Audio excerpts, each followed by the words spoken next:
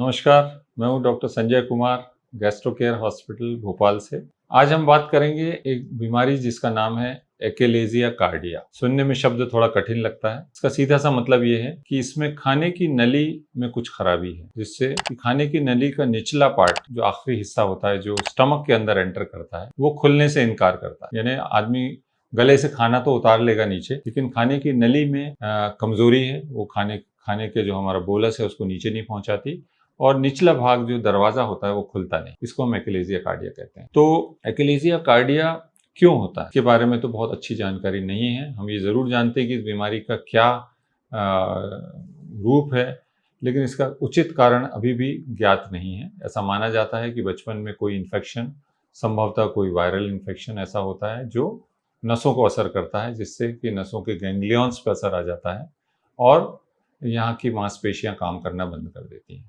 तो इसेंशियली इसमें दो कमियां होती हैं। जो फूड पाइप के मसल्स हैं वो वर्क नहीं करते, और जो फूड पाइप का नीचे वाल्व है वो ओपन नहीं होता। तो इसको कैसे पहचानें? आमतौर में पेशेंट्स को जो लक्षण होते हैं, एक तो सीधी सी बात है कि चूंकि वाल्व खुलता नहीं है तो खाना अटकता है, तो यानी खाना खाने में इनको निगलने में कठिनाई होती है। दूसरा, खाया हुआ खाना मुंह में वापस लौट आता है बिना उल्टी किए, कई बार जिसको हम रिगर्जिटेशन कहते हैं, वो हो सकता है। तीसरा एक बहुत ही इम्पॉर्टेंट लक्षण है कि सोते समय ऐसे व्यक्ति के अक्सर नाक से पानी या खाया हुआ पदार्थ लौट के आ जाता है। तो इन सब लक्षणों के चलते हम लोग सस्पेक्ट करते हैं कि पेशेंट को एक्लेज़िया कार्डिया हो सकता है। तो एक्लेज़िया कार्डिया अगर हम सस्पेक्ट करते हैं तो उसको कन्फर्म कैसे करते हैं?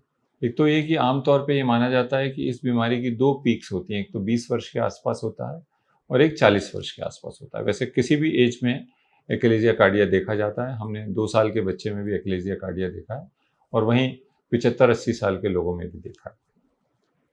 तो ये एक बिनाइन डिजीज़ है, कैंसरस नहीं है, लेकिन बड़ी कष्टप्रद है, क्योंकि खाना नीचे नहीं उतरता और व्यक्ति धीरे-धीरे कमज़ोर होता जाता है।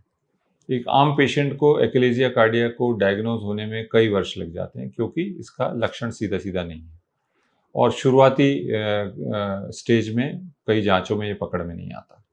तो क्या जाँचें हैं जो इसमें किया जानी चाहिए? अगर एक्लेज़िया सस्पिशन है तो एंडोस्कोपी वो टेस्ट है जो आपको लीड देगा, इससे हमको आइडिया लगेगा।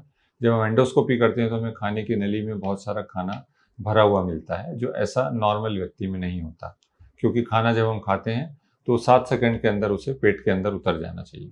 अगर वो खाने की नली में ही रुक गया है, यानी खाने की नली में कोई रुकावट है। दूसरा, इसको एक बेरियम एक्सरे के माध्यम से कंफर्म किया जाता है, जिसका एक टिपिकल पैटर्न एक्सरे में दिखाई देता है।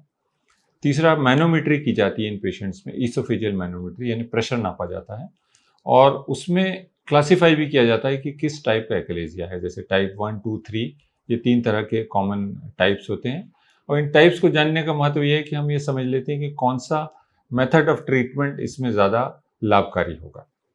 तो अगर आपको एक्लेज़िया है तो ये टेस्ट आपके किए जाएंगे और कंफर्म किया जाएगा कि टाइप ऑफ एक्लेज़िया क्या है। अब आते हैं कि इसका इलाज क्या है।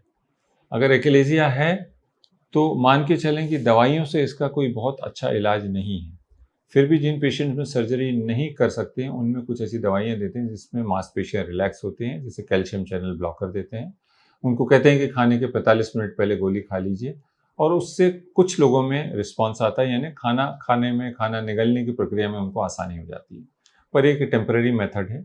एक्लेज़िया कार्डिया है तो आपको इन 3 में से कोई एक मेथड से इलाज कराना पड़ेगा। पहला, एंडोस्कोपिक बलून डायलिटेशन होता है, यानी कि बलून के जरिए एंडोस्कोपी के माध्यम से जहाँ पर टाइट हो चुका है नीचे स्फिंक्टर, यानी खाने की नली का निचला भाग जहाँ टाइट हो गया है, वहाँ पर बलून रख के फुला दिया जाता है अंडर गाइडेंस ऑफ फ्लोरोस्कोपी, जिससे वो रास्ता खुल जाता है। तो जाहिर है इसमें से एक पार्ट आप करेक्ट कर पाते हैं। जो खाने की मांसपेशियों में कमजोरी वो तो वापस नहीं ला सकते, पर रास्ते को खोल देते हैं, जिससे कि ग्रेविटी के जरिए खाना उतर जाता है। तो ये एक सिंपल मेथड है और काफ़ी आसान भी है, बहुत अधिक खर्च भी नहीं होता। पर इसमें खतरा होता है क्योंकि अनकंट्रोल्ड है। जब हम बैलून से फुलाते हैं तो कभी कभी फूड पाइप फट भी सकता है और बहुत सीरियस कॉम्प्लिकेशंस हो सकते हैं। तो आजकल ज़्यादातर केसेस में डायलिटेशन नहीं किया जाता, केवल वृद्ध लोगों में हम लोग फिर भी करते हैं, और बहुत अधिक डायलिटेशन नहीं करते। दूसरा, लैप्रोस्कोपिक सर्जरी होती है, जिसको कि हम कहते हैं हेलर्स मायोटॉमी, यानी लैप्रोस्कोपिक हेलर्स होती है, जिसमें खाने की नली का निचला भाग जो टाइट है उसको लैप्रोस्कोपिक सर्जरी के माध्यम से उसको कट कर देते हैं, ताकि वो मसल्स कट हो जाते हैं और रास्ता खुल जाता है। वही जो हम डायलिटेशन के ज़रिए करते हैं। तीसरा जो एक लेटेस्ट मेथड है, जिसको हम कहते हैं, एक सुंदर सा नाम है, जिसको कहते हैं पोएम, यानी पर ओरल एंडोस्कोपिक मायोटॉमी। तो ये एक वो मेथड है जो लगभग 2010 के आसपास आया है और अब पूरे विश्व में इसको किया जा रहा है और ज़्यादातर पेशेंट में अब यही मेन मेथड हो गया है ट्रीटमेंट का, क्योंकि ये एक आसान मेथड है ट्रीटमेंट का।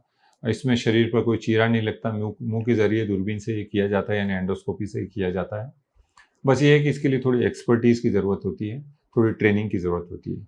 तो इसमें हम क्या करते हैं, जब हमें मालूम है कि मांसपेशियाँ टाइट हैं तो इनको एंडोस्कोपी से कैसे खोलते हैं। तो एक बहुत ही बड़ी अच्छी टेक्निक है, जिसमें खाने की नली के लगभग बीच के हिस्से में एक होल किया जाता है, छोटा सा, जो गहरा होल नहीं होता, सिर्फ अंदर की परत में होता है म्यूकोजा में।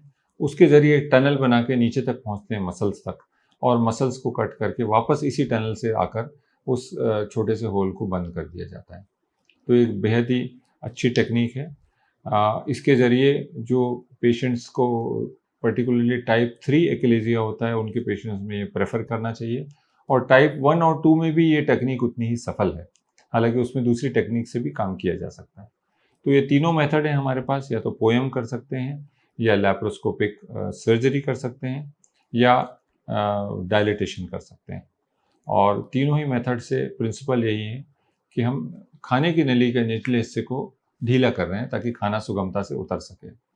पर मरीज़ को ये समझना है कि जो आपके फूड पाइप में जो कमी है, मांसपेशियों में जो कमज़ोरी है, वो नहीं लौट के आती कभी। इसलिए ऐसा बिल्कुल नहीं सोचें कि इनमें से कोई भी ट्रीटमेंट आप कराएंगे तो आपको 100% लाभ हो जाएगा। आप 90% बेटर रहेंगे, लेकिन आपको प्रिकॉशंस लेने पड़ेंगे, क्योंकि आपका फूड पाइप चौड़ा हो चुका है, उसमें खाना अभी भी थोड़ा स्टोर रहा करेगा। तो खाने के तुरंत बाद लेटना नहीं होता, नहीं तो खाना वापस गले में आ सकता है। इसी तरह रात को सोने के 2 घंटे पहले खाना खा लेना होता है, ताकि फूड पाइप खाली हो जाए, और ये सब प्रिकॉशन लेते रहने पड़ते हैं। तो एक्लेजिया कार्डिया के बारे में आपको ये जानकारी पसंद आई हो तो हमारा चैनल सब्सक्राइब करें, और आपका कोई भी सवाल हो तो हमारे कमेंट बॉक्स में डालें, मैं जवाब दूँगा। नमस्कार।